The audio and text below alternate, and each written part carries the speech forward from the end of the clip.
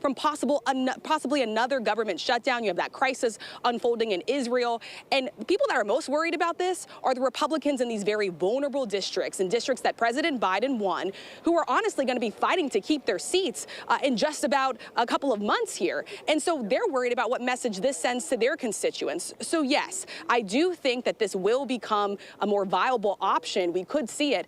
First, what you're going to see play out is this second ballot. If this does fail, then we could see someone rise to bring this resolution to the floor, and they would have to take it up within 2 legislative days. And there is growing bipartisan support for that. But again, Republicans would definitely need the help of Democrats to get it across the finish line. And that is something that I think you have people like Congressman Jim Jordan warning against. He says they should just move in the direction of actually putting a Republican in the place to be the next Speaker of the House. And John, to Rachel's point, we just heard the president in Israel saying that he'll be pushing Congress for unwavering support of Israel. But of course, Congress can't pass anything until they elect a new speaker. So what are you watching out for today?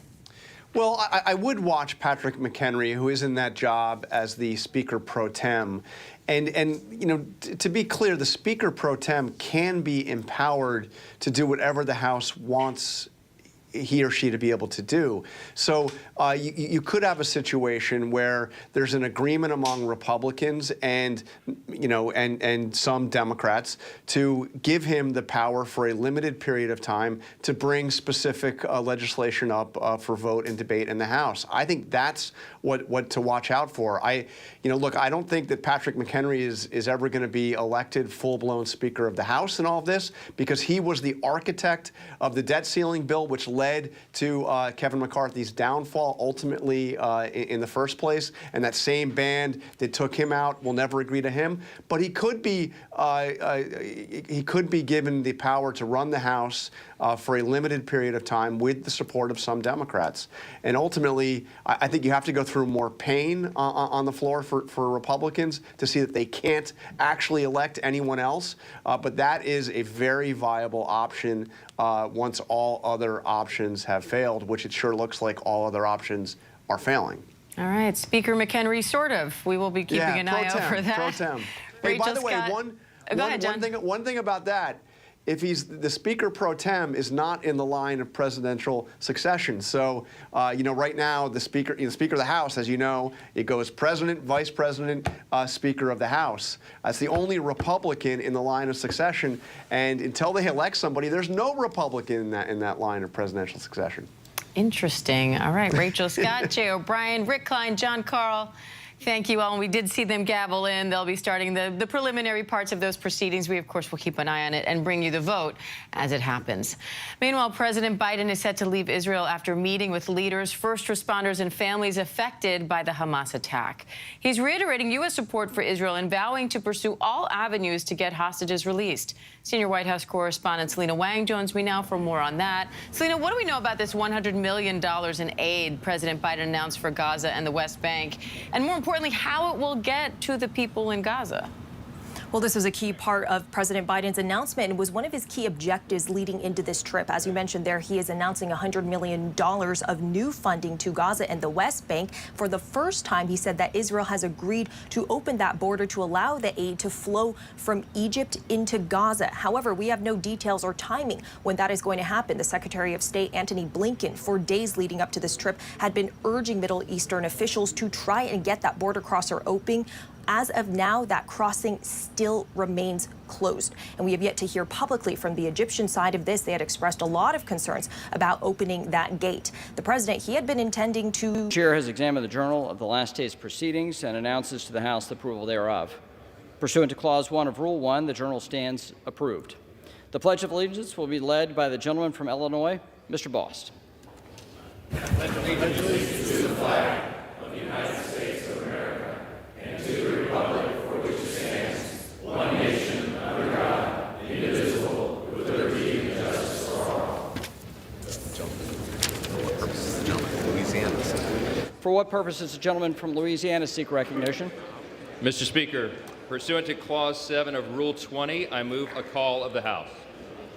Under Clause 7B of Rule 20, the chair confers recognition for that purpose. Without objection, a call of the House is ordered. Members will record their presence by electronic device.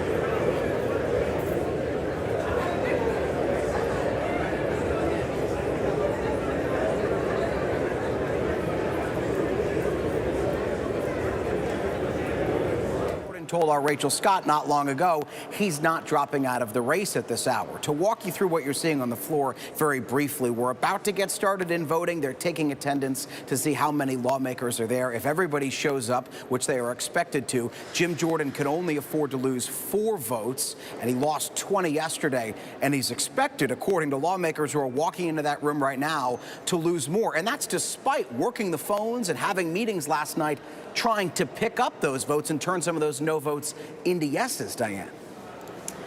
Rick, how does he move forward if he gets even more votes against him than yesterday? Is there some point where he just loses the momentum and his supporters will start going in another direction?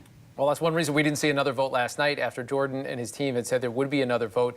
They were hoping to use the ensuing overnight hours to try to convince some people. And they have talked about at least one member who wasn't there yesterday is likely to vote. And I think there's at least one person who was against Jordan who's indicated he's likely to vote for him. But Jay is right. When your own allies are saying you're likely to lose votes, it's very, very difficult to begin to turn that around. And we saw that happen in real time during the vote yesterday. We saw some initial hesitancy, even some people not responding to their names being called until it was clear where it was going. And once we were deep enough into the alphabet that there were well more than the 3 defections necessary, you saw kind of the floodgates open up and 20 people vote against him. So that does have a cascading effect. If some start voting against, more will do the same. All right, Jay O'Brien, Rick Klein, thank you. And we're going to take a quick break and then follow the latest on Capitol Hill right after this. Stay with us.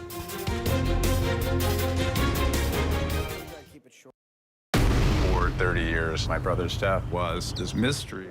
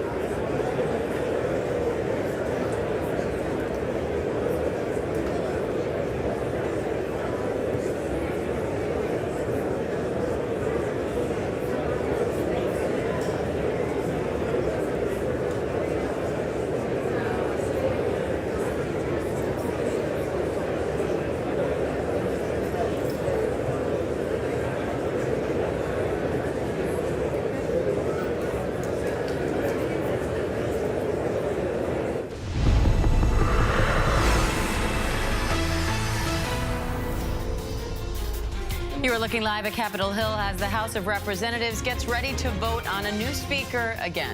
Republican nominee Jim Jordan is pleading with his party to come together ahead of the second vote. He's been scrambling to find enough support to secure the speakership after 20 Republicans voted against him on his first try. The vacant seat has virtually paralyzed Congress for more than 2 weeks now. Welcome to ABC News Live. First, I'm Diane Macedo. And I'm James Longman in Tel Aviv, where President Biden just left the country after meeting with Israeli officials. He vowed to provide unprecedented support for Israel and also announced $100 million in new humanitarian aid to Gaza and the West Bank. Israeli Prime Minister Benjamin Netanyahu now says that in light of President Biden's demand for that basic humanitarian aid, Israel will allow limited supplies into Gaza through Egypt as long as they don't reach Hamas. We'll have much more on President Biden's trip and Israel's war with Hamas coming up. Diane? James, thank you. But we begin with the House of Representatives set to begin the second round of voting for House Speaker after Republican Congressman Jim Jordan failed to garner enough support on his first try. Let's bring in contributing political correspondent Rachel Bade, who's on Capitol Hill, and political director Rick Klein for more on that.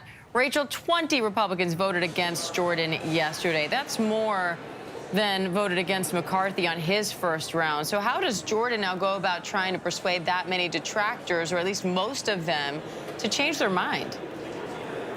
Well, Diane, he's not having much luck on that right now. Detractors are telling me, people who voted against Jordan yesterday, that they think their numbers are going to be even greater during this vote any minute now. And, you know, I was speaking to a Jordan ally last night, and the person was arguing to me that Jordan is a fighter. He's somebody who never backs down from a brawl, and this person said he won't right now. He suggested that, you know, it took Kevin McCarthy 15 ballots. We're only on the first, and this might be a waiting game as they wait for holdouts to come Jordan's way. Now, that is pretty much wishful thinking at this point if he cannot show progress on this vote, where Kevin McCarthy actually did, you know, take time. He went through 15 ballots and eventually got the gavel. You know, Jim Jordan doesn't actually have the goodwill of the conference that Kevin McCarthy had back in January. Lawmakers gave him time to sort of work his holdouts, make deals across the ideological spectrum to get conservatives on board. But these holdouts are different. These are holdouts who are refusing to even meet with Jim Jordan right now. So it does seem unlikely that he's going to make significant movement here. I mean, anything's possible, but it's really not looking good for Jim Jordan, Diane. So, Rick, what are the options if what we're hearing from the House right now turns out to be the case, that Jordan loses by even more than those 20 votes this time around? How do you move forward from that?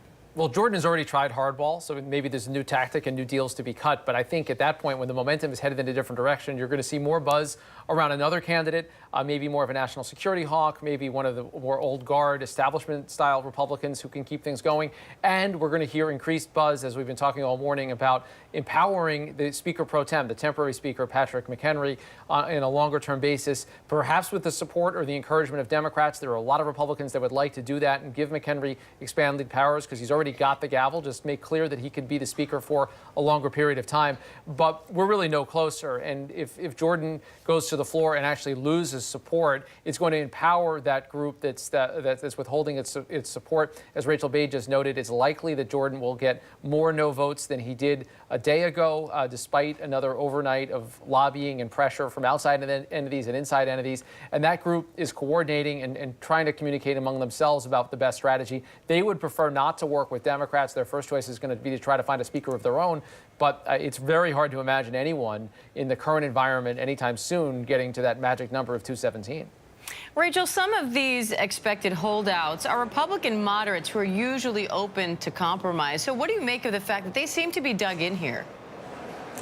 Yeah, it's a real shock. I mean, the moderates here on Capitol Hill, there's a nickname for them amongst their own Republican colleagues. They call them the, quote, squishes. And that's because oftentimes when there's a fight between conservatives and centrists about where Republicans should go in the House, these moderates end up caving and they end up getting in line and getting steamrolled. That's what we've seen for years. And I've been covering Capitol Hill for over a decade. We see it over and over again. Well, those moderates, they're sick of it. And they sort of saw this moment as their moment to stand up now or never. If Jordan becomes Speaker, chances are they're going to continue to get rolled. And frankly, they all came out in a really strong show of force that surprised even Jordan himself. So we're talking about appropriators like Kay Granger, who chairs the House Appropriations Committee, people like Steve Womack, Mike Simpson. These are old bull spending cardinals who basically have seen their jurisdiction usurped by conservatives in recent years as the conference pushes them further to the right and keeps them from doing their job. But again,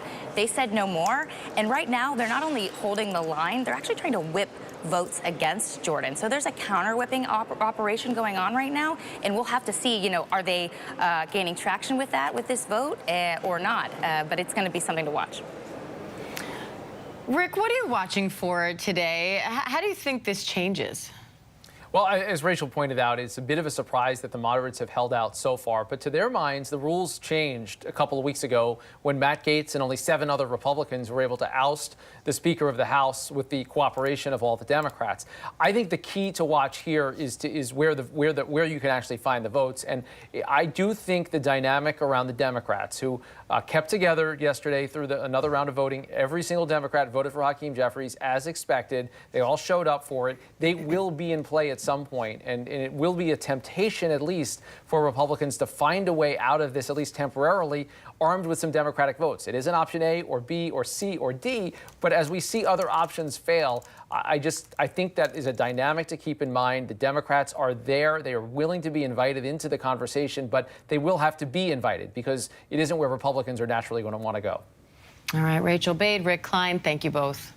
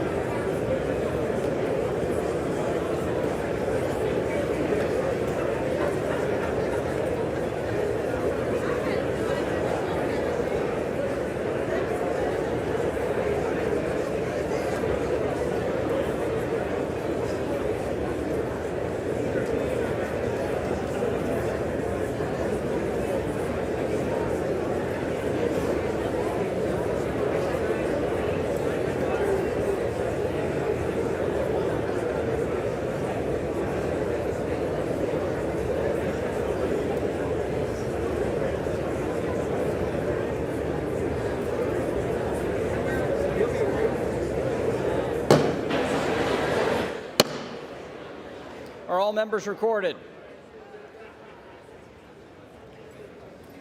Clerk will report.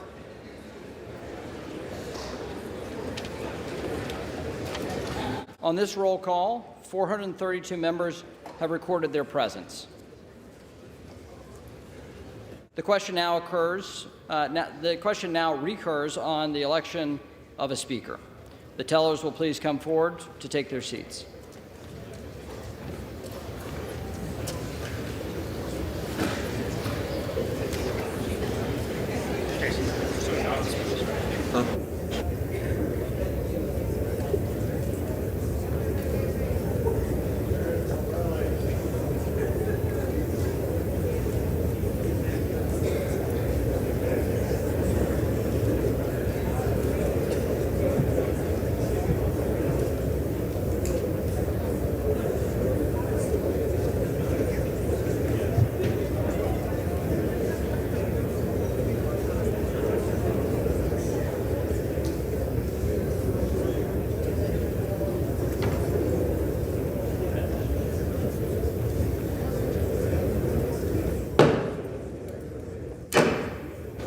If the tellers will please come forward and take their seats.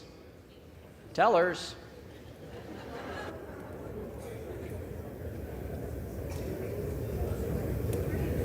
The gentleman, Mr. Stiles. The gentleman, Mr. Loudermilk. The gentlelady from Alabama. Ms. Sewell. Prompt. Thanks. All right.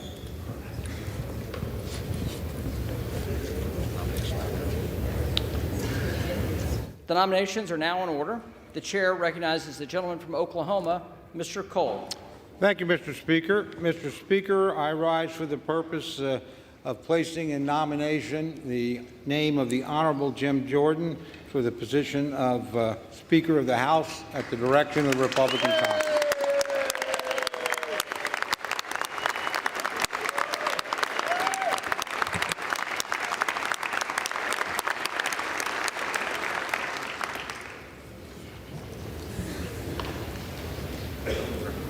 Gentleman's recognized. Thank you very much, Mr. Speaker.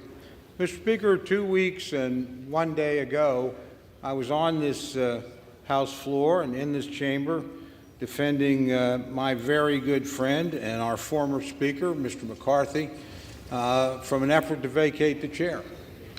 And in the course of that speech, I made the remark that those who did this, whether intentionally or unintentionally, we're going to put the Congress in a state of chaos and the country into a state of uncertainty.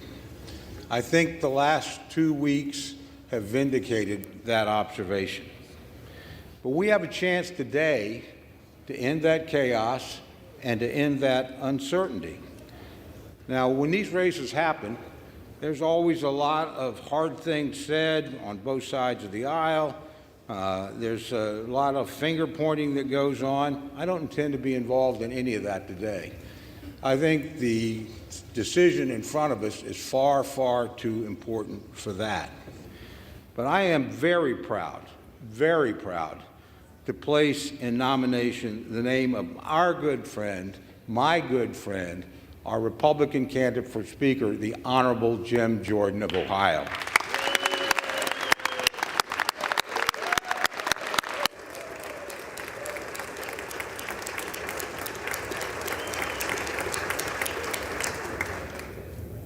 I've had the privilege of knowing Jim Jordan for a long time. I've been in Congress for a long time. So for his entire period in the House, I've had the honor. You are looking live at Capitol Hill as the House of Representatives is getting ready to vote on a new speaker again. Republican nominee Jim Jordan is pleading with his party to come together ahead of this second vote. He's been scrambling to find enough support to secure the speakership after 20 Republicans voted against him on his first try. The vacant seat has virtually paralyzed Congress for more than 2 weeks now. Let's listen in to the nomination speeches. He's a person of absolute personal integrity. I've never once had to question something that he told me. He's an honorable man.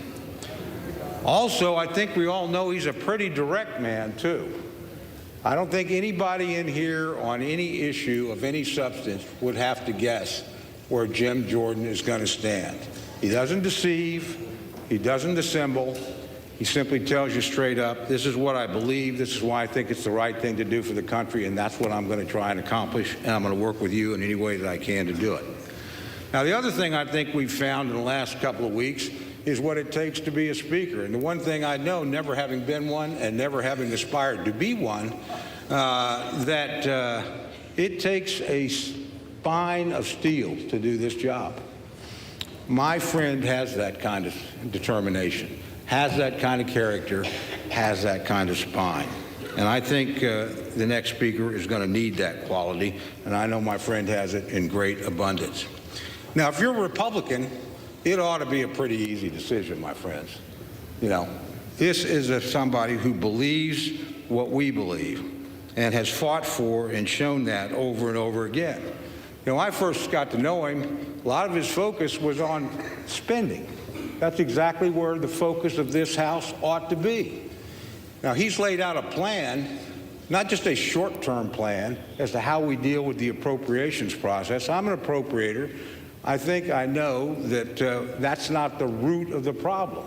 But unlike any other speaker we've had, he's had the courage to talk about a long-term plan and to get at the real drivers of debt. And we all know what they are. We all know it's Social Security. We all know it's Medicare. We all know it's Medicaid. No president of either side has been willing to deal with this. No speaker of either side has been willing to deal with this.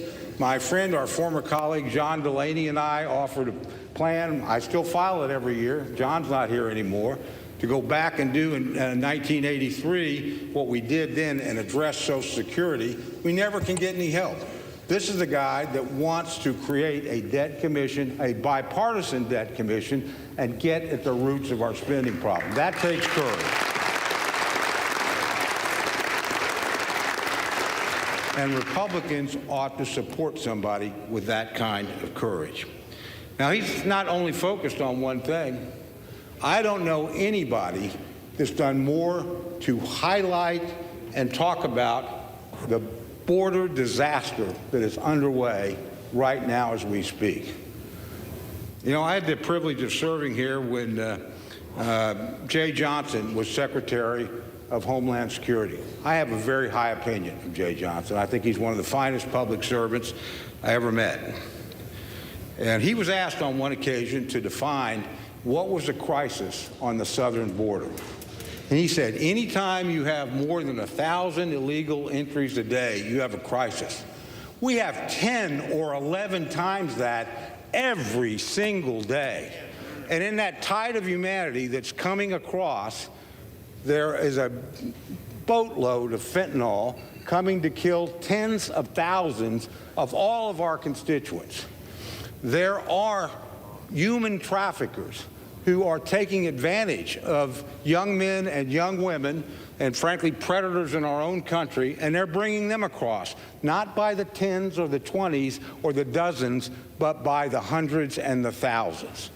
You know, there are amongst that flow of people, people that wish us ill, people who are not fleeing from oppression, people who are terrorists or criminals that are coming into our country for no good reason. Now, that is not an immigration problem. That's a border security problem. They are not the same thing.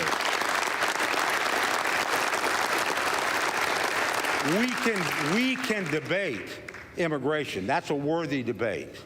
We should never have to debate border security. Nobody's highlighted that issue like my friend Jim Jordan. Nobody's done more as a committee chairman to move legislation that would meaningfully deal with this problem. And this, my friends, on both sides of the aisle, but with all due respect, particularly this administration and my friends on the other side, you need to look at this. You need to look at this seriously. Don't confuse it with immigration. You ain't going to have immigration reform until we have border security. Cannot be done. This has been the #1 champion of that. It's one of the #1 issues that we have. Finally, I want to talk about something that can bring us together. There are a lot of things we disagree on, legitimately so. Most of us do not disagree about the security of the state of Israel. All of us.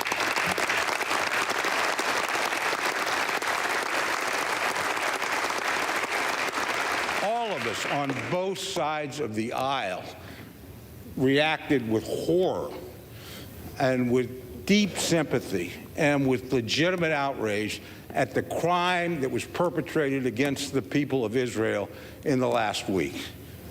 All of us, and all of us know that they are within their rights to respond forcefully and swiftly to defend their people and punish those who brought that upon them.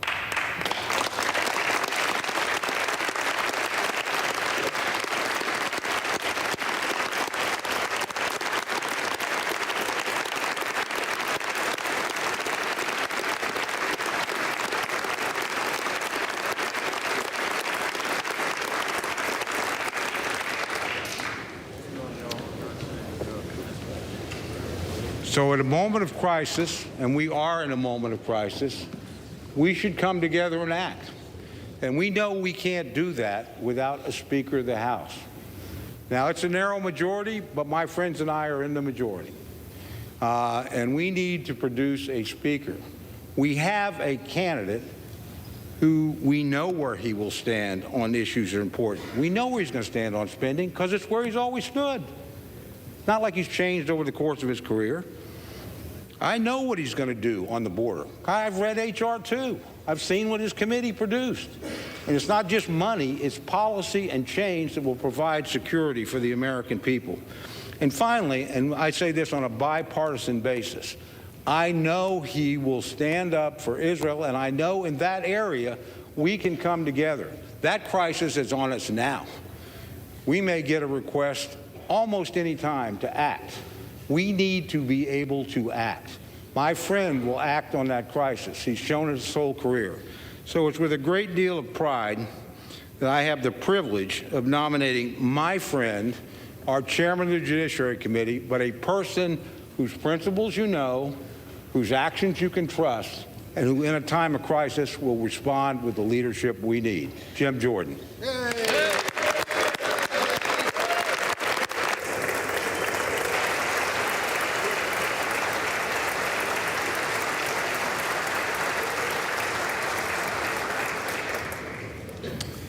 The chair now recognizes the gentleman from California, Mr. Aguilar. Mr. Speaker Pro Tem, I rise today at the direction of the House Democratic Caucus to place into nomination for the position of Speaker of the House of Representatives, the Honorable Hakeem Jeffries of New York.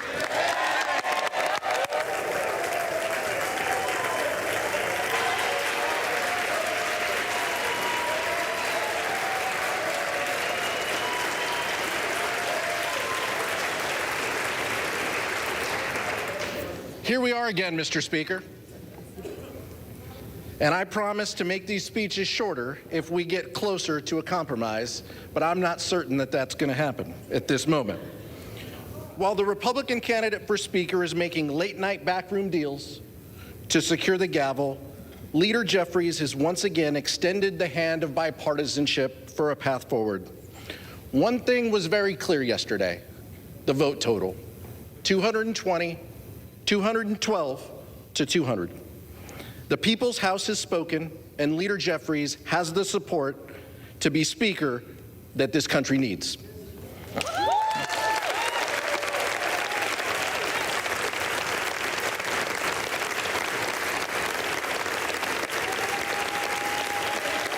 Mr. Speaker,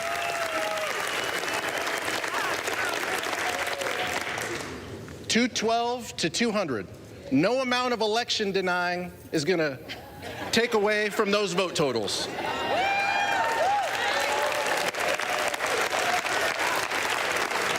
We shouldn't, Mr. Speaker Pro Tem, we shouldn't be surprised at the vote count. I noted yesterday the legislative acumen of the gentleman from Ohio. Would it surprise anyone that in addition to not passing a single piece of legislation, he's never put a piece of legislation that has made it to a committee? The Speaker of the House must be a legislator, and the gentleman from Ohio falls short in that regard. He supports an extreme agenda and is hell-bent on banning abortion nationwide, gutting Medicare, gutting Social Security, and giving cover to January 6th attackers. Those aren't the values that we share. If we don't see a speaker elected in this round, there's going to be another candidate and another internal Republican conference vote and a secret ballot, and the country can't afford more delays and more chaos. 15 days should be enough.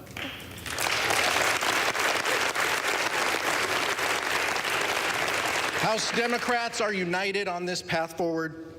We're united behind Hakeem Jeffries, united to put people over politics, and united to lower costs, create better paying jobs, build safer communities, and defend democracy. And once again, we're coming together to achieve this common goal, and that is to make Hakeem Jeffries Speaker of the House of Representatives.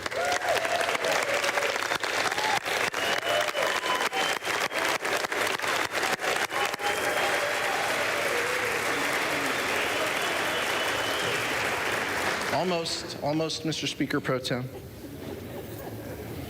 Hakeem Jeffries has done what we haven't seen from the other side of the aisle, and that is to keep a caucus united.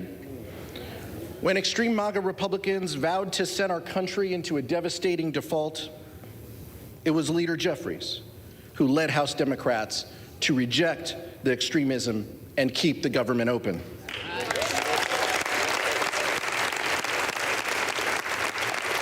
Mr. Speaker Pro Tem, we have the vote totals to back that up. It has been Leader Jeffries and House Democrats who have shown a willingness and a conviction to keep our promise to deliver for American families. And it will be Hakeem Jeffries who will move our body and our country forward on a bipartisan path.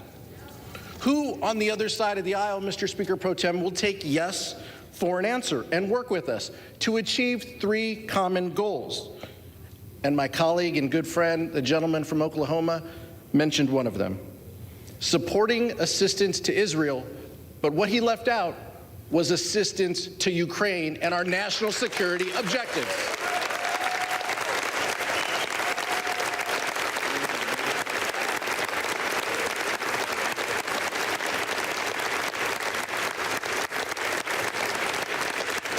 Second, above all else, we must commit to keep this government open and functioning.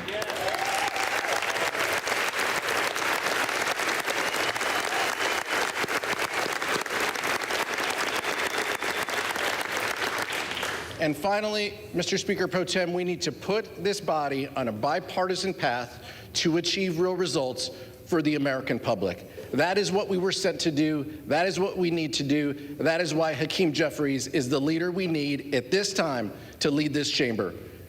I'd like to nominate Hakeem Jeffries as Speaker of the House. I yield back.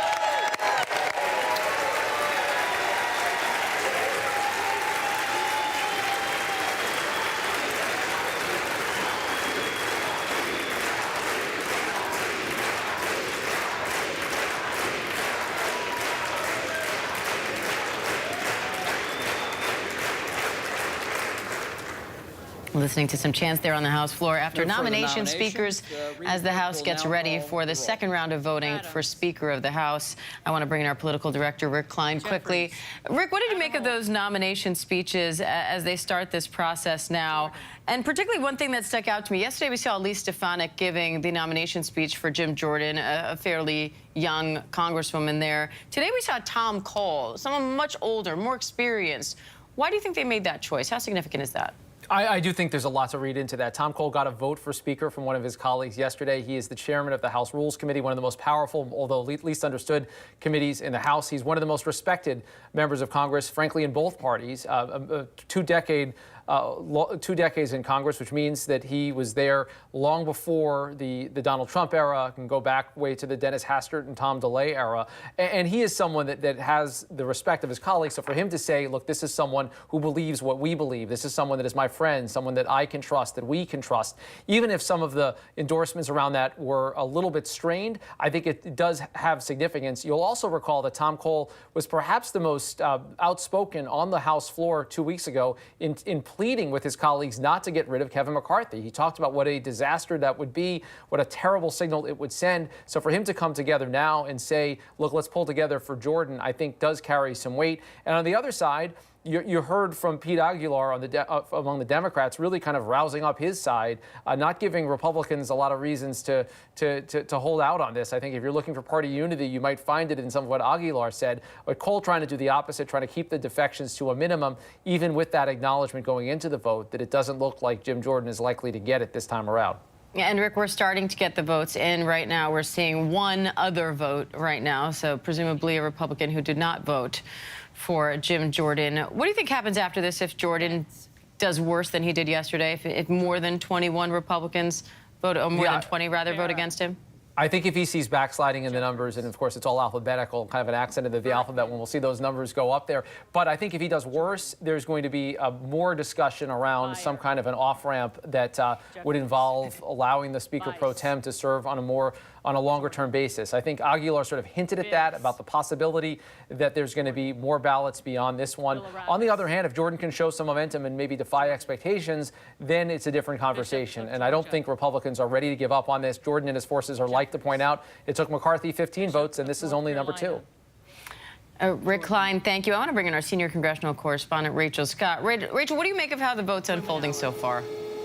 Yes, and I can tell you the one person that voted for Kevin McCarthy so far in that other column is Congressman Don Bacon. He told us just days ago that he always thought that he'd be the first vote not for Congressman Jim Jordan. He is one of those moderates that was concerned about rewarding bad behavior. All of this goes back to those 8 Republicans that joined Democrats to oust Kevin McCarthy. Don Bacon was upset about that in the first place, so he is still against Jordan at this point. He told me that it's less about Jordan and more about those other Republican rebels, that he didn't want to set the precedent for this to continue. Even those that are supporting Congressman Jim Jordan today acknowledge that he most likely will lose votes on this second ballot. He most likely does not have the votes to become the next Speaker of the House. We reported earlier on the air with you that some of these key holdouts were even reluctant to meet with him again, even reluctant to return the phone calls, and that's how dug in they are at this point. That's not something that Congressman Jim Jordan wanted to see walking into the House chamber here today. Still, he says that he is confident. All of this talk about whether or not Democrats and Republicans come together and empower the Speaker pro tem, the temporary Speaker of the House, Congressman Patrick McHenry. Well, I can tell you Jordan does not think that that route is the best one to walk down. So he's pushing forward today. The big question here is just how many rounds will this go if this fails? I was just on the House steps talking to members as they were going in, and even those who were supporting Congressman Jordan say at this point, if he fails repeatedly, it might be time to start looking at other alternatives. They called it a last resort, but there is a growing urgency here to get the House back to business. And it looks like Jordan's lost 3 votes now so far. I want to bring in Jay O'Brien. Jay, if not Jordan, if Jordan can't pull this off, is there another pool of support forming somewhere in the background, at least another name being floated at who else it might be? Well, let me just first kind of walk you through what we saw here, Diane, in the last few moments. So as Rick said, this is alphabetical. Every member's name gets called, and then they voice who they want to be Speaker. When you look at the other column there on your screen, those are the Republicans who have voted for a Republican other than Jim Jordan. And to your point, we got 3 just in the last few minutes. So Don Bacon, as Rachel said, who's been one of the primary antagonists of Jim Jordan through this entire ordeal. BA, that's why he was the first one to cast his vote against Jordan of the holdouts. Then you had Vern Buchanan, who voted for Byron Donalds. That's a new Republican who's joined the quote-unquote Jordan no column. That is not a Republican who voted against Jim Jordan yesterday. So it goes to this broader theme that Republicans had been telling us even going into this vote, that even Jordan allies had been saying that you might see a significant number of new Jordan no votes in this round of voting. And then the third we had was Ken Buck, who has been vocally opposed to Jim Jordan through this entire process because he doesn't like Jim Jordan's stance on the 2020 election, refusing to concede that President Biden won, and he doesn't like Jim Jordan's involvement in January 6th, speaking to the former president on that day at least twice and things of that nature. So that is the broader theme that's playing out here. When you ask about potential alternatives, I can tell you we heard the names of 2 of them. So Vern Buchanan threw in the name Byron Donalds. There had been murmurings over the course of the last few days that there were some Republicans who thought Byron Donalds might be an alternate to Jim Jordan, although Donalds had not come out and said he wanted the speakership.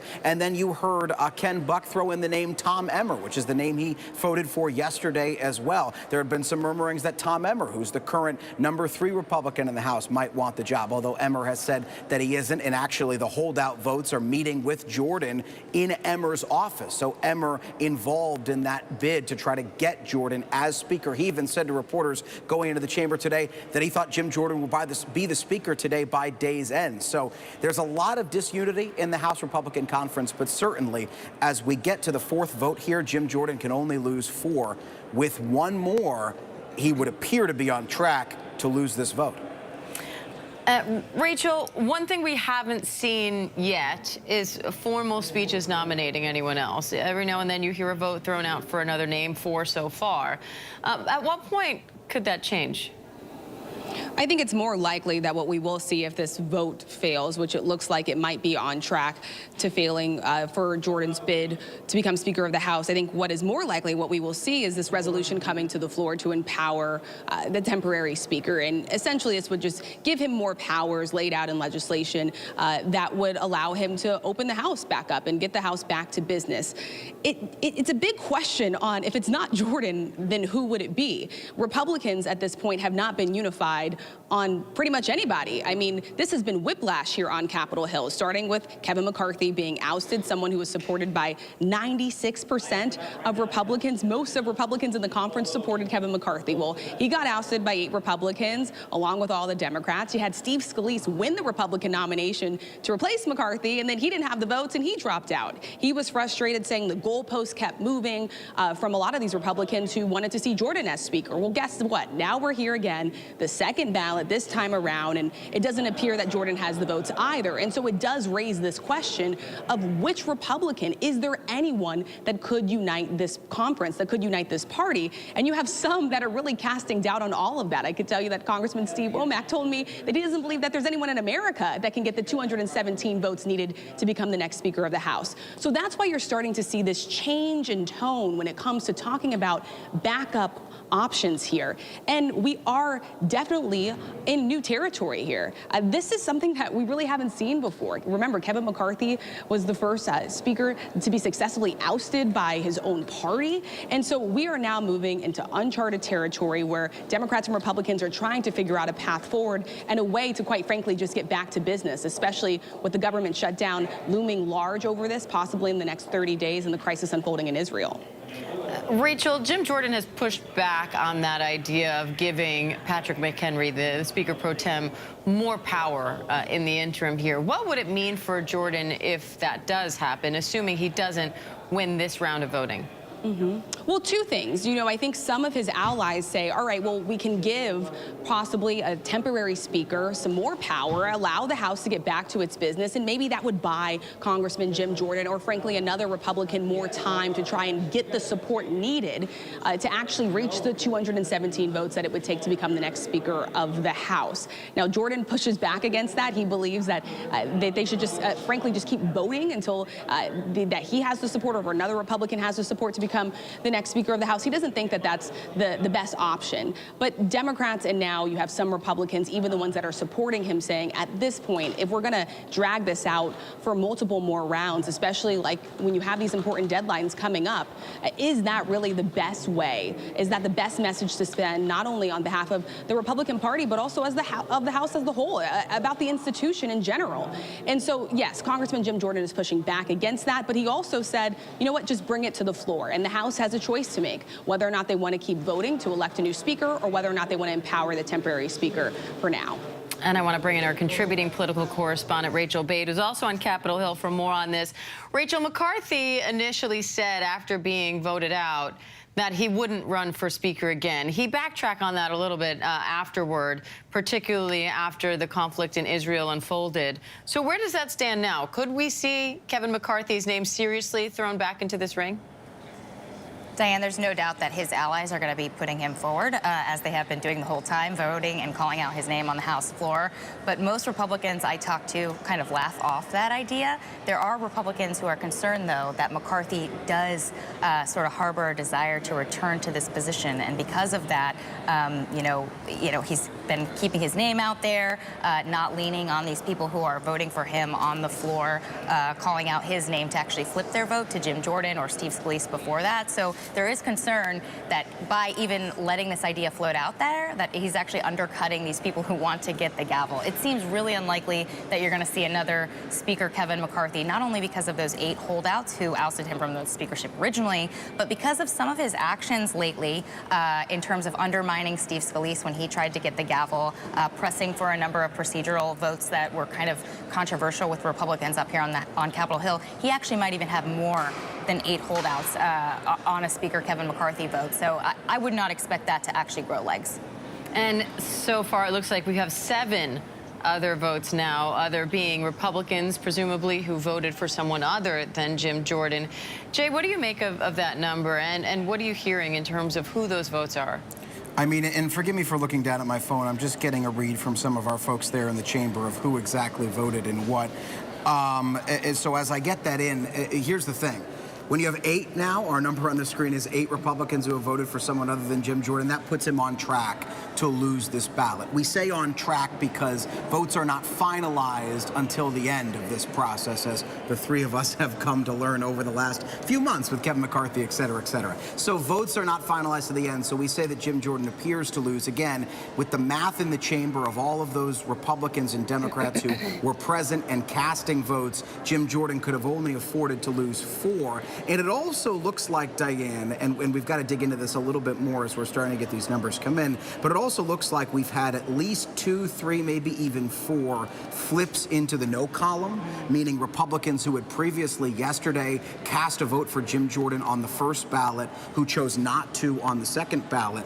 And I mean, I'll ask you, Rachel, but I was hearing the same thing. I mean, we heard from a lot of Republicans over the course of the day who had said that's what they expected. Yeah. But certainly the numbers are going to be really significant. Yeah, and the numbers are telling. I mean, how many is it going to be? 4, Yeah. half dozen, 10 or more? And that's going to tell us a lot about where Jim Jordan is and where, whether he can continue to have this fight. I mean, it's interesting because just 48 hours ago, the Jordan team was telling me that, yes, they wouldn't win on the first ballot, but after that, this pressure would come down on the members and they would be moving in the other direction. Yeah, they were telling a lot of people. Yeah, I mean, that theory has totally proved wrong. Yeah. And in fact, this has become a leadership race, an example of how not to try to win the gavel. I think a lot of Republicans from now on who actually want to see their careers, want to climb the ladder in some fashion are going to look at what Jim Jordan and his allies have done in terms of this pressure campaign and say, okay, that's how I don't win, so we're going to do the opposite. Sorry, we're just going to take your whole show from you here, Yeah. Diane. Hey, I will happily go on break. You guys are doing great. So far, 9 votes, 9 other votes, meaning Republicans voting for someone other than Jim Jordan. So it does look like he has lost this bid for House Speaker. We're going to keep watching to see by how much. Rachel Scott is also on Capitol Hill. I want to bring Rachel back because, I might as well enjoy this break with 3 of you doing my job for me. Rachel, 10 votes now. What happens if what Rachel Bate is saying does, in fact, come to fruition, where this vote actually turns out worse for Jordan than yesterday's does? What does his messaging then become in order to stay in this? It does not send a good message that he can rally Republicans and unite them. He was pleading with Republicans to stop the infighting, to put their differences aside, to stop attacking one another and come together. And so now you are seeing not only the opposition here holding firm, but it's growing. So far, we have 2 Republicans who voted for him just yesterday on that first ballot, Ferguson and Buchanan, who now have flipped, who now are not supporting him in this second ballot. And that was really the fear here, because the more time that you wait to hold these votes, the more ballots they go, the more Republicans you risk losing as you move forward. And most of Jordan's allies knew that walking in. It's part of the reason why Congressman Steve Scalise, who was nominated initially after Kevin McCarthy was ousted, didn't really want to go to the floor right away, because if you go multiple rounds, it sends the message that you can't unite the party. And so we saw Jordan push off the vote. He wanted to originally have it. ballot right after the first ballot yesterday. He wanted the House to come back and vote again last evening. He decided to push that off until this morning, giving him more time to try to get more Republican support. But look at these votes starting to tally as they come in. We have our eye right now in the other column. These are people that are not supporting Jim Jordan. These are Republicans that are not supporting him. And so far right now, that number is 12. Remember, just yesterday, it was 20 on the first ballot. I talked to Jim Jordan just moments after he got off the floor yesterday and lost that bid for Speaker. And he told me that he's confident that he'd be able to pull it off again maybe today. That looks like it is not going to happen for Congressman Jim Jordan. So what happens after this? Well, Republicans have a few choices to make. They can huddle behind closed doors. Jim Jordan can do what he's been doing for the last several days, making this pitch, this plea for the conference to unite around him, saying that he has the majority of Republicans supporting him. A lot of Republicans don't want to do that. They've done a whole lot of talking over the last few days. They've been spending hours behind closed doors. They've been spending more time meeting than they have doing anything else. And so the other option here is there a bipartisan path forward? And this is what we have been talking about. Do Democrats and Republicans try to come together, empower the temporary speaker to at least keep the House open? When politicians are tired of talking, we know this has been going on for a long time. Danger sign. Rachel Bade, Rick Klein, Rachel Scott, Jay O'Brien, thank you so much. And again, for anyone just joining us, the vote is not officially over, but it looks like Jim Jordan is now on track to lose that second vote for House Speaker, so the search for House Speaker will continue. More news right after this break, including the latest on Israel's war with Hamas. Stay with us.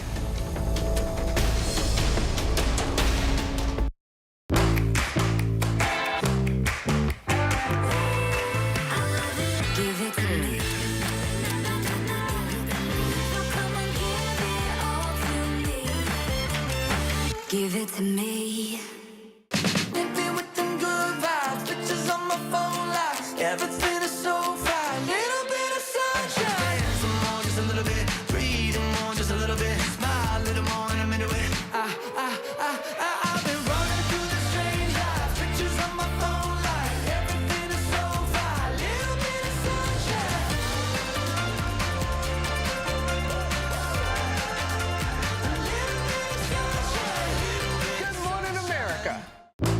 It's lunchtime in America, so what are we serving up? Well, how about everything you need to know? You know, that sounds pretty good. Give it to me. Your health, your money, breaking news, pop culture, with the biggest stars, music, trends, and of course, good food. GMA 3, what you need to know. A third hour of GMA in the afternoon. So join us, afternoons. For everything you need to know. I love that.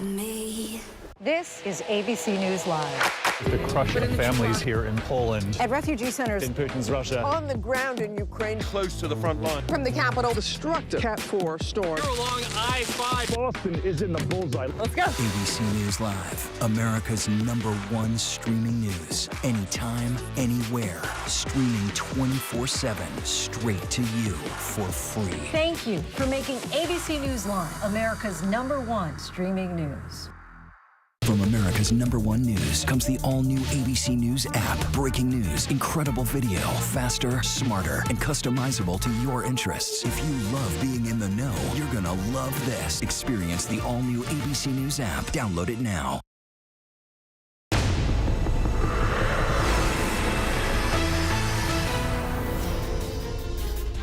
You're looking live at Capitol Hill as the House of Representatives is voting on a new speaker. Again, Republican nominee Jim Jordan appears to be on track to lose this second vote in as many days.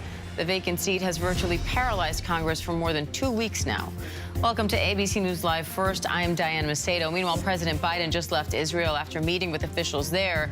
He vowed to provide unprecedented support for Israel and also announced $100 million in new humanitarian aid to Gaza and the West Bank. Israeli Prime Minister Benjamin Netanyahu now says that in light of President Biden's demand for that basic humanitarian aid, Israel will allow limited supplies into Gaza through Egypt as long as they do not reach Hamas. We'll have much more on President Biden's trip and Israel's war with Hamas coming up. But we begin again in the House of Representatives with that second round of voting underway for House Speaker. It looks like Republican Congressman Jim Jordan, the Republican nominee, is on track to lose that second vote after failing to garner enough support on his first try. Let's bring in senior congressional correspondent Rachel Scott and contributing political correspondent Rachel Bade, both on Capitol Hill for more. Rachel, what's the latest, and what does this mean for Jim Jordan? Rachel Scott. I know you got both Rachels here today, an extra treat. The Rachel right party. now, look, it looks like the votes aren't there for Congressman Jim Jordan. The votes are still coming in at this point. We are watching this tally closely, but so far right now, the opposition against him only appears to be growing, even after all of his last-minute pleading with Republicans to unite around him, to come to the floor today and elect him as the new Speaker of the House. It does not appear that that is going to be happening. Looking at our tally right now, you have 13 Republicans who are not supporting him, and remember, yesterday he had 20, so we're keeping an eye, now just 14. We're keeping an eye to see if that goes past 20, if he's going to lose even more support. Right now, we do have a few Republicans that flipped from supporting him yesterday to now not supporting him today, and so we could see this start to build past 20. The big question now is what comes after this if this vote fails. We are starting to hear that Republicans are considering possibly going back behind closed doors, meeting and trying to figure out a path forward. It's unclear what that is going to be. They have a few options. They could stand by Jim Jordan and go multiple rounds until maybe the conference unites around him.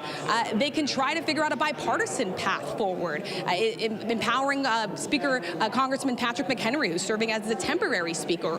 Or they could see if there's someone in their party who could get the 217 votes needed to become the next Speaker of the House. A lot of people have major questions on if anyone's going to be able to unite the party at this point. Rachel Bade, some Republican moderates, and that's now up to 15 votes now, of Republicans voting for someone other than Jordan. If everyone votes, he can only afford to lose 4. So, again, he looks on track to lose this second bid for House Speaker. But, Rachel, some of these names are interesting because some are Republican moderates that are usually open to compromise, but they seem to be dug in here. What do you make of that?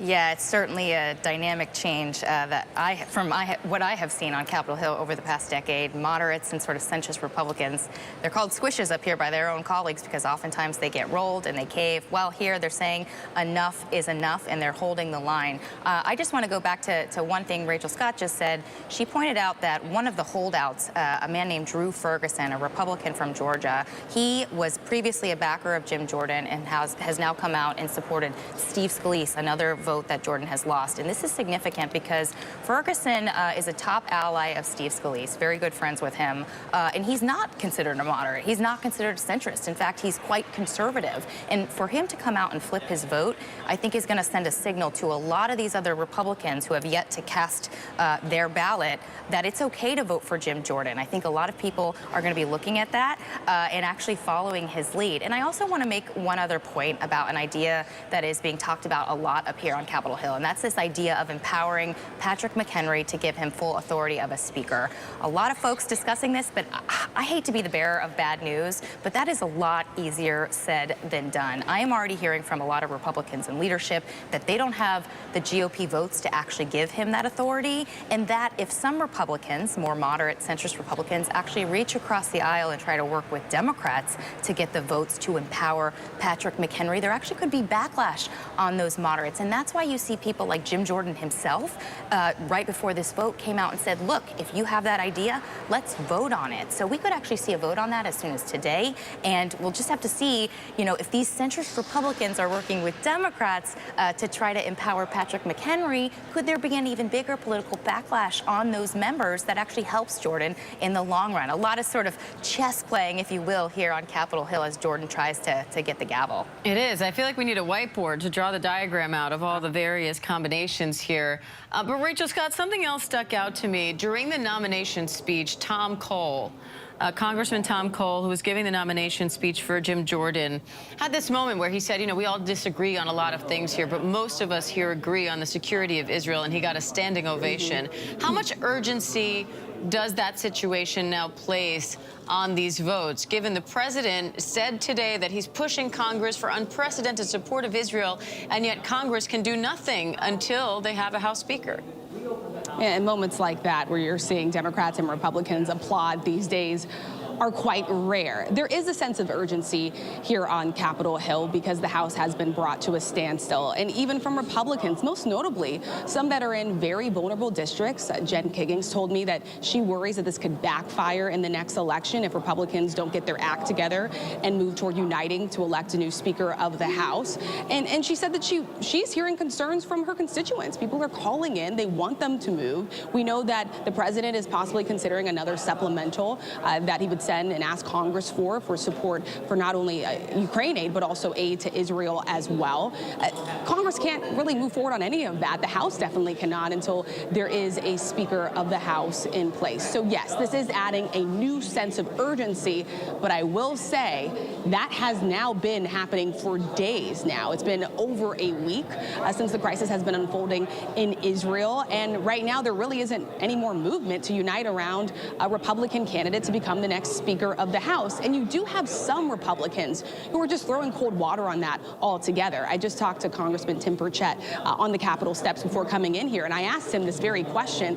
Is there this sense of urgency? You've had this standstill play out now for 2 weeks. You got the conflict unfolding in Israel. Should the House be moving? And he said, well, what are we going to do? Just pass a sternly worded letter to terrorists? That's not going to get them to stop. And so you even have some Republicans who are just saying simply the president is doing all that he can at this point. We need to focus on what we could do here, which is electing a new Speaker. So even divisions within the party on that point specifically, Diane. And so far, we're now up to 17 Republicans voting for someone other than Jim Jordan. Again, if everyone votes, he can only afford to lose 4 in order to win the speakership. So it does appear that he's on track to lose this second vote for House Speaker. Rachel, what happens after this? Jordan went about this pressure campaign to try to secure the speakership. That doesn't appear to be working. At some point, does that pressure campaign reverse, where the pressure starts to fall on him to step down and throw his support elsewhere? Rachel Bade?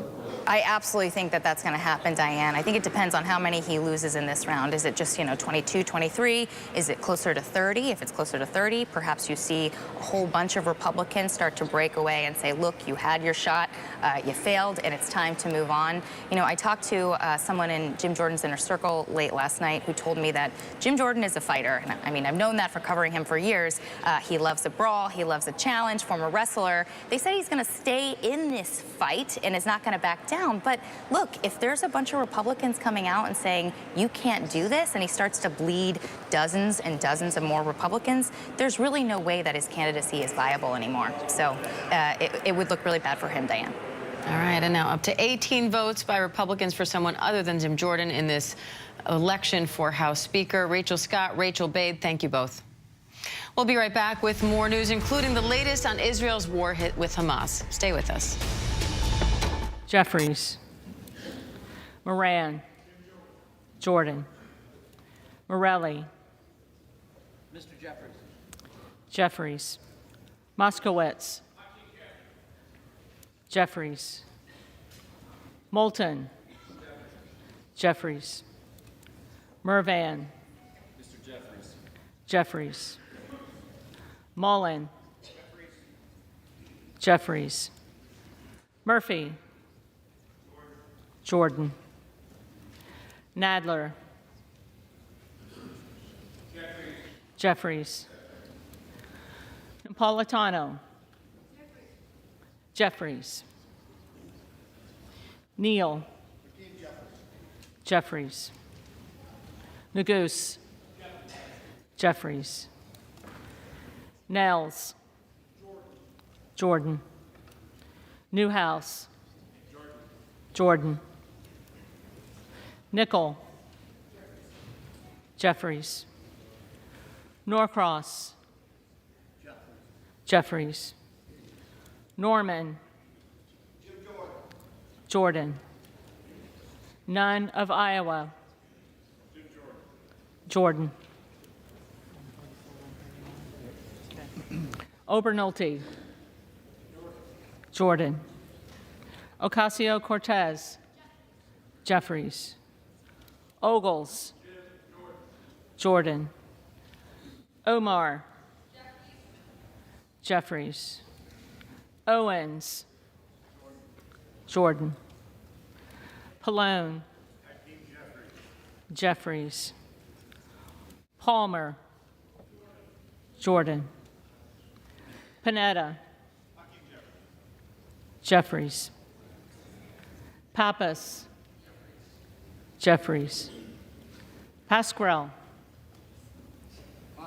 Jeffries. Jeffries. Payne.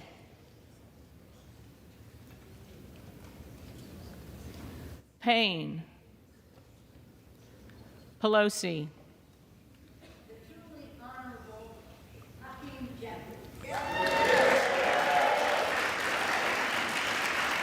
Jeffries.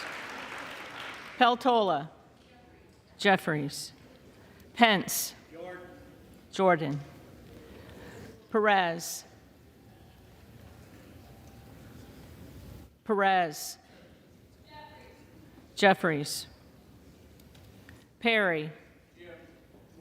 Jordan. Peters. Jeffries. Pedersen. Jeffries. Pfluger. Jordan. Phillips.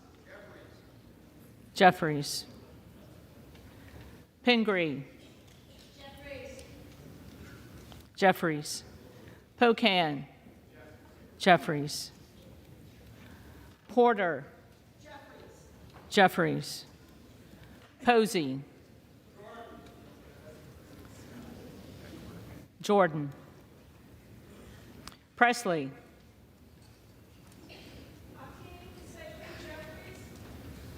Jeffries.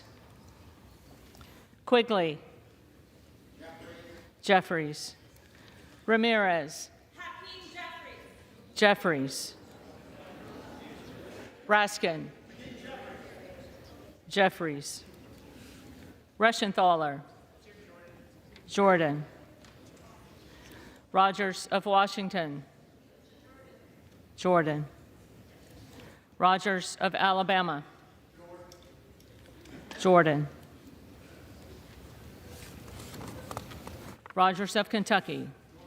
Jordan. Rose. Jordan. Rosendale. Jordan. Ross. Jeffries. Rouser. Jordan. Roy. Jordan. Ruiz. Jeffries. Rupersberger. Jeffries. Rutherford. Scalise.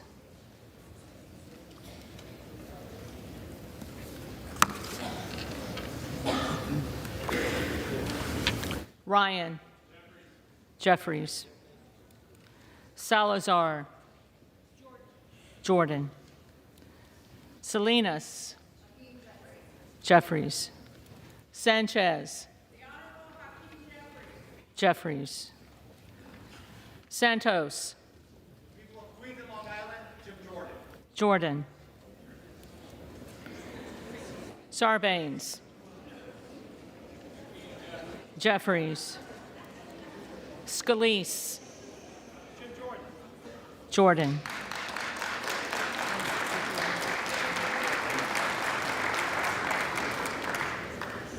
Scanlon. Jeffries. Schakowsky. Jeffries. Schiff. Jeffries. Schneider. Jeffries. Skolton. Jeffries. Schreier. Jeffries. Schweikert. Jordan. Austin Scott. Jordan. David Scott. Jeffries. Scott of Virginia. Jeffries. Self. Jordan. Sessions. Jordan. Sewell. Jeffries. Sherman. Jeffries. Sherrill. Jeffries. Simpson. Scalise.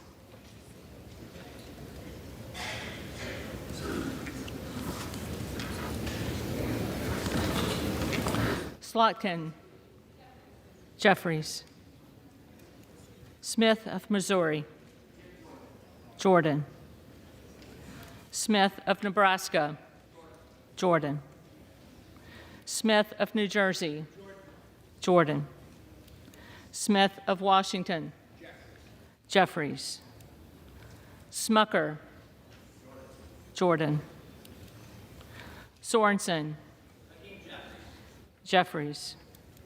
Soto. Jeffries. Spanberger. Jeffries. Sparts. Sparts. Stansberry.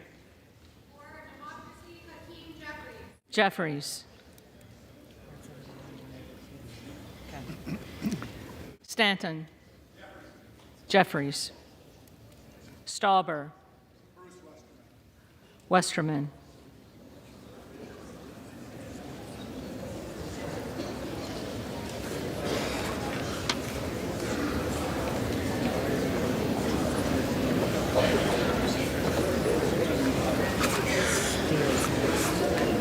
Steele. Jordan. Stefanik. Jordan. Style. Jordan. Stubbe. Jordan. Stevens. Jeffries. Strickland. Jeffries. Strong. Jordan. Swalwell. Jeffries. Sykes. Jeffries. Takano. Jeffries. Tenney. Jordan. Tanadar. Jeffries. Thompson of California. Jeffries. Thompson of Mississippi. Jeffries. Thompson of Pennsylvania. Jordan. Tiffany. Jordan. Timmons. Jordan. Titus. Jeffries. Talib. Talib. Takuda. Jeffries. Tonko. Jeffries. Torres of California. Jeffries. Torres of New York. Jeffries. Trahan. Jeffries. Trone. Trone. Turner. Jordan. Underwood. Jeffries. Valadeo. Jordan. Van Drew. The Honorable Jim Jordan. Jordan. Van Dyne. Jordan. Van Orden. Jim Jordan. Jordan. Vargas. Jeffries. Vasquez. Jeffries.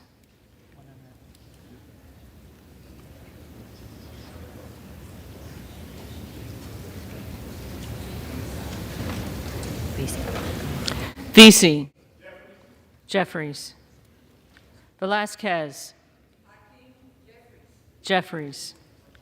Wagner. Jordan. Wahlberg. Jordan. Waltz. Jordan.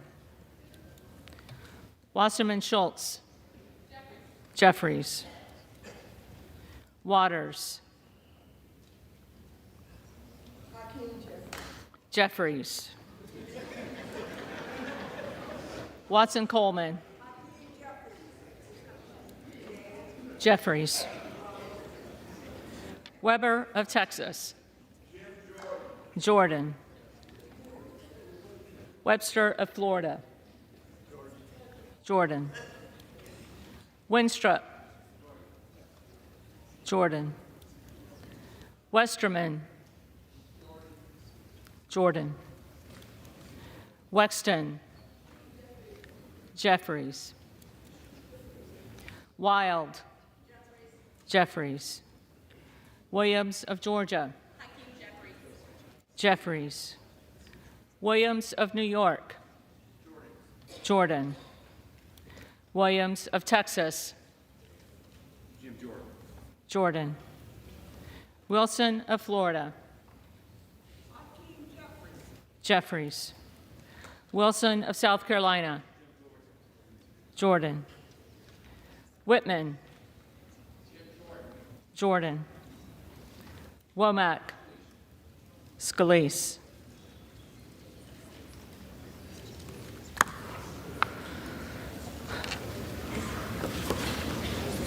Yacom. Jordan. Zinke. Jim Jordan of Ohio. Jordan.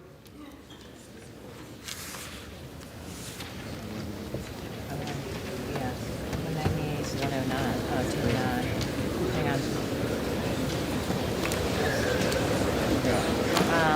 We got to go back through. I got Payne missing. I got Sparks missing. And I got Talib missing. And Trump. Okay. So you should have 4 missing. Let me get my pen. Hang on. I think they're just making sure. Making sure. Let's not do it. Who's the first one? Your first one is going to be Mr. Payne. Payne.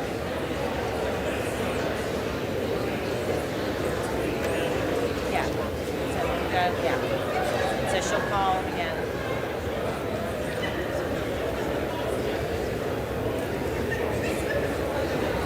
Payne's your first one. Got it? Yeah. Yeah. Payne first.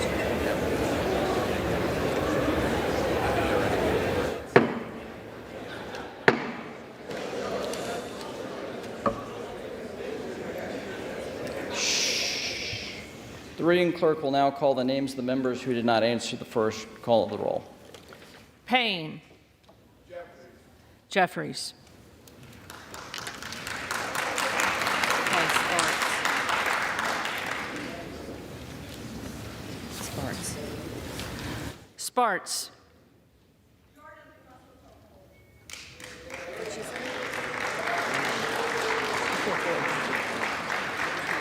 Jordan. Okay, so you got 199, 228. Okay, Talib's next. Yeah. Talib. Jeffries.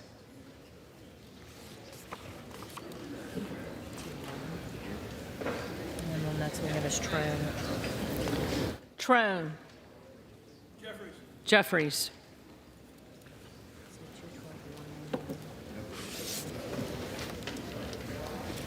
That was everybody.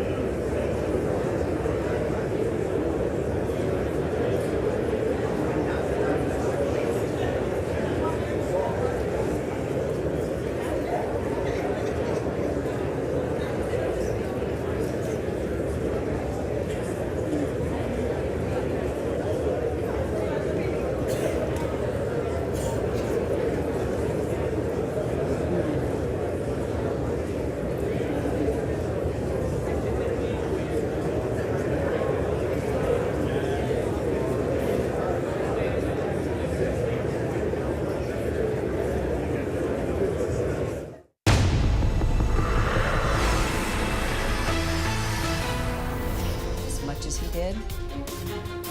And good afternoon, everyone. I'm Kira Phillips. And I'm Terry Moran. Right now, Ohio Congressman Jim Jordan's on track to fall short again in his bid for Speaker of the House.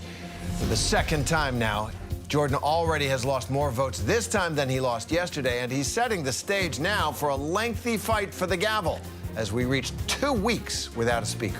And as we track the votes, we also have our eyes on President Biden as he departs from Tel Aviv after meeting with the Israeli Prime Minister amid a deepening humanitarian crisis and rising death toll across the region. Biden telling the people of Israel, you are not alone. I come to Israel with a single message. You're not alone. You are not alone. As long as the United States stands, and we will stand forever, we'll not let you ever be alone. The White House is now planning a sweeping $100 billion foreign aid package for Israel, for Ukraine, and other, quote, top security priorities. But it's not going to go anywhere unless there's a Speaker of the House in Congress. And that's exactly where we start, right there on Capitol Hill, as Ohio Congressman Jim Jordan is again seeking support after appearing to lose the House's second round of voting today for a new speaker. Basically a rinse and repeat for the House Judiciary Chairman, who lost after 20 Republicans voted against him yesterday. Senior congressional correspondent Rachel Scott joining us now, along with Jay O'Brien, who also covers the Hill for us. Rachel, we'll start with you. It didn't seem like Jim Jordan's sales pitch is working. Yes, and I spoke with him just moments before he headed into the House chamber, and he told me that he was confident that he actually picked up some support, and he was right. He did have 2 people who voted not for him yesterday that did support him this time around, but then he lost support. You had 4 Republicans who supported him yesterday on that first ballot that this time decided that they were not going to support him. And that is always the challenge and some of the danger here when you go multiple rounds and you don't have the votes to become the next Speaker of the House. The more time you wait, the more ballots this goes, the more support Congressman Jim Jordan could lose here. And it's not exactly the message that he wants to send about uniting and unifying the conference here. So we are hearing that Republicans do plan to meet behind closed doors after this vote is over to figure out what comes next. Now, what exactly that is, it's really unclear at this point. Yeah, Rachel, he's headed in the wrong direction. There's no question. You don't want to take more ballots and lose votes. So what's his plan? What's his argument? What are the goodies he can dole out? What's his bargaining chips? How is he going to pick up votes here? Or is he just going to try and grind away until people relent?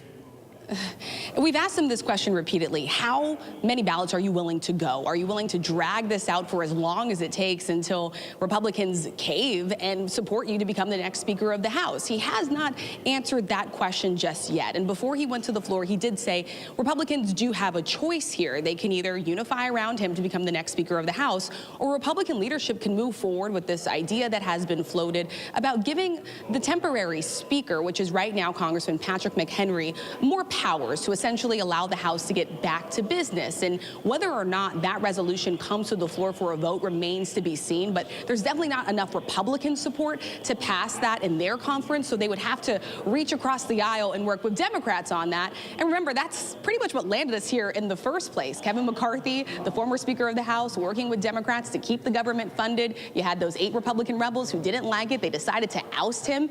And Jordan has to be very careful about what promises he was making here. And all of this to get these holdouts to come over. You do have some, like Congressman Ken Buck, who I talked to just yesterday. He says he has major concerns that Jordan still won't acknowledge that Donald Trump lost the 2020 election. And that's one of the many reasons why he will never support him as Speaker. All right, Jay, we are hearing some members float the idea of giving more power to the acting Speaker. Let's talk more about that. Yeah, and it's an element of what Rachel kind of just walked you through, is that if they were to give that additional power to Patrick McHenry, what it essentially would allow him to do is that the House would function as normal. They'd give him some extra power. You could pass that Israel aid that Terry was talking about at the beginning of the broadcast. You could pass that resolution that's been waiting in the wings that would condemn Hamas and express support of the Congress for Israel. You could obviously start to move the ball forward in avoiding a government shutdown, which is at this point about a month month away, and we haven't made any forward momentum in terms of averting a government shutdown that would come in mid-November. But again, as Rachel just pointed out, Republicans don't appear at this juncture to have the votes to do that on their own. They'd have to partner with Democrats, and there was a faction of the House Republican Conference that would balk at that, particularly Jim Jordan. So if that were to happen, how Jordan and his allies were to react would be something to watch, because as Jordan has told Rachel over the course of the day, as Rachel no doubt will note, that he doesn't want there to be temporary power to Patrick McHenry. He wants to keep slugging this out on the floor. But the thing is, every time he brings this to the floor, from yesterday to today, he loses votes. He doesn't pick up enough votes to get more votes than the day before he got yesterday. But it's interesting because when you look at the 22 Republicans who voted against Jordan, it's curious because there were some Republicans overnight who thought the dam might break even more. There was scuttlebutt about the possibility of 30 Republicans turning against Jim Jordan. So when you're Jim Jordan and you look at the fact that you've flipped a few Republicans into your column, although you have more voting against you this round than you did the previous round, the question facing Jim Jordan right now is, what does he tell those holdout votes in that Republican conference meeting that's happening just moments from now? And does he have enough juice to flip those Republicans who've told me and Rachel that it's not just that they have policy disagreements with Jim Jordan, they don't want to vote for him for Speaker, some say, because they just don't like Jim Jordan, and they've got bad blood going back almost a decade with him? Yeah, Jay, I'm not sure I buy the we didn't lose by as much as we thought we might. That sounds like an argument that my Chicago Bears might use, and it's not persuasive. But let me ask you, they had a lot of different speakers of the House over the years. One thing they've all had in common is that they've all really been creatures of the House. Okay. All right, Jay, we're going over to Rachel. She's got somebody to talk to. Rachel? That we need to deal with, and I need to start governing. So I was very impressed with his speech. I still think we need to go to conference to reconcile differences, but I did it as a thank for what Tom said, and I'm glad to see that Jim is supporting doing some governing. Do you want to see the House keep voting on the next round, or would you support this resolution to give a Speaker pro tem more power? No, I don't want to support that more power, but I think we need to have org meeting and try to figure out if we can come to a consensus. I don't think we should be voting on the floor. I've been always for it, and I truly believe, if you want to lead an organization, you are accountable to your members. We have to work together and reconcile differences as the members. Speaker is not elected by the public for a reason, because you serve your membership. You need to develop relationship and resolve grievances without attacks and intimidation. Kevin McCarthy was vacated for that reason, because he forced people to the floor. I just don't think it's a good idea. Thank you. All right, so that was Congresswoman Sparks, who yesterday was not supporting Congressman Jim Jordan on the first ballot. She actually flipped her vote. I asked her why she did that. She said that she listened to the nominating speech from Congressman Cole, this plea to unite the party, to get back to work, and she said that did persuade her this time to support Jordan. Interesting that I asked her that question on whether or not she would support this idea being floated that we've been talking about giving the temporary speaker right now, which is Congressman Patrick McHenry, more power, empowering him to essentially get the House back to business. She told me she does not support that. And so that is the key here, is because Republicans are very divided, not only on who should be the next speaker, but also the path forward. But getting Congresswoman Sparks to support Jordan, that is a good sign for him, but obviously he still has so much of his work cut out for him. All right, Rachel Scott, Jay O'Brien, thanks. Stand by. This is obviously a developing story all day, but let's continue the conversation with former Republican Congresswoman Barbara Comstock. She represented Virginia, along with Democratic strategist Alencia Johnson. So, Barbara, this is the second ballot for Jim Jordan. He's going the wrong way, but not as bad as perhaps people thought. What should the House Republicans' next move be?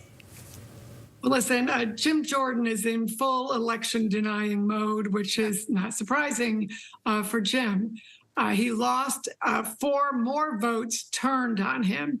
He only got 2 to flip, and Victoria Sparks, who she explained her vote, she's retiring, and another member, Lamalf, Lamalfa who flipped. You know, that was a quirky vote to start with. But if he goes for a third vote, there's every indication that there are going to be more votes that he will lose. So he's going in the wrong direction. These votes that are against him are hard votes. You know, as Jay explained, these people are not going to change. They're, you know, these are people who understand, you know, we don't want somebody who's a speaker who's a hardcore election denier in general, somebody who has been not a builder, but somebody who has been blowing up things for years, blowing up many of their bills, many of their appropriations bills, many of their, you know, bills on the floor. It is not surprising at all that he, you know, the first time he ever had to get 217 votes was yesterday, because he has never tried to build a coalition and do voting, and he failed because that's not something that he is at all good at, working and bringing people together. And we're seeing that now for a second time. If he goes for a third vote, he's wasting the people's time, and he's just election denying once again. Okay, so Lencia, let's bring you into the conversation here. I guess overall, just your reaction to what you're witnessing as this all goes down. And on top of that, two-part question here. What do you think about the conversation about bringing Patrick McHenry into power here? Would that have Democratic support?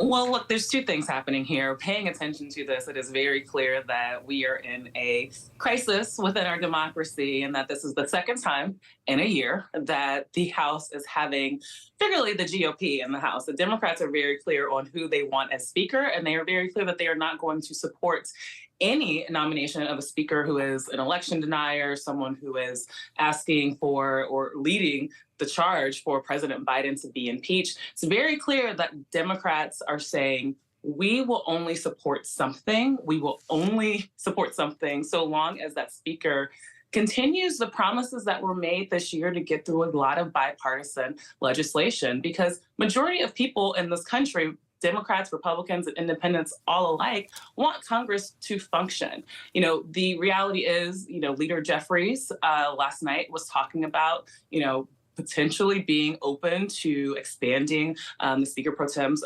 abilities in this moment, but that's actually only a short-term solution. I will say Democrats, as you can see, are holding strong, and 212 votes for Jeffries will follow their leader, right? It is very clear who the leader of the Democratic Party is, and the ability to have all factions of the party stand together. And so if he moves to be open to that process, or someone else who isn't Jim Jordan, someone who, as I mentioned, can actually work across the aisle and push through legislation, you'll see them open to conversations. But until then, as long as it's Jim Jordan, they won't.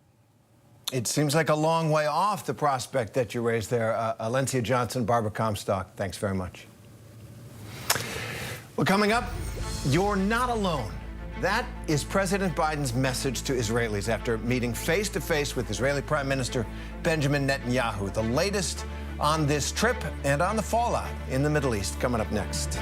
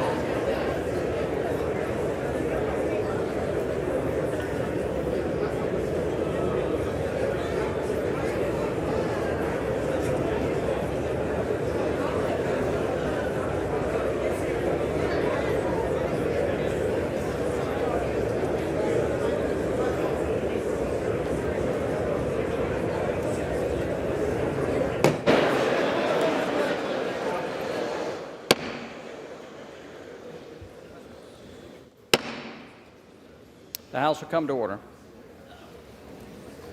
The tellers agree in their tallies that the total number of votes cast is 433, of which the Honorable Jim Jordan of the state of Ohio has received 199.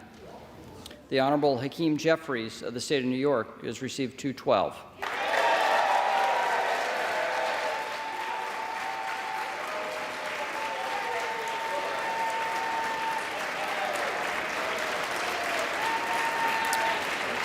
The Honorable Kevin McCarthy of the state of California has received 5. The Honorable Byron Donalds of the state of Florida has received 1. The Honorable Tom Emmer of the state of Minnesota has received 1. Lee Zeldin of the state of New York has received 3. The Honorable Steve Scalise of the state of Louisiana has received 7. The Honorable Mike Garcia of the state of California has received 1. Candace Miller of the state of Michigan has received 1. John Boehner of the state of Ohio has received 1.